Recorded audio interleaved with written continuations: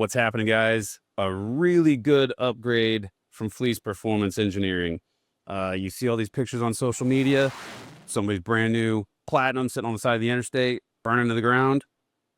This guy, the factory return fitting on the 17 to 24 6.7 Powerstrokes. That little plastic nipple will snap. It will spray diesel fuel all over the hot exhaust manifolds. And the next thing you know, you're trying to get your wife, your kids, the dog out of the truck so you can stand on the side of the interstate and watch it burn to the ground. Now, you don't have to worry about that anymore. This upgrade, you can find it right here on our site, reviewdiesel.com.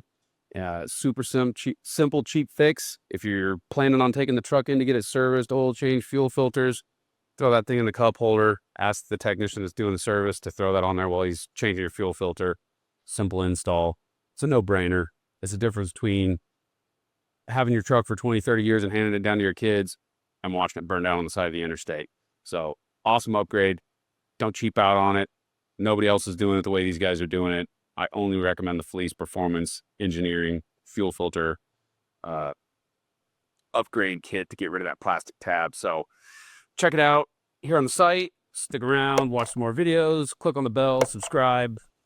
Stay up to date. A lot of these things that we're reviewing are not just fun performance parts. You know, these aren't turbos. A lot of these things that we're reviewing are things that will save you money, save you time, and don't waste your time with the cheap Chinese knockoffs because you don't want to pay tariffs. No tariffs. Made in Indiana. Everything Fleece Performance makes is made right here in the USA. You're never going to have to pay tariffs on it.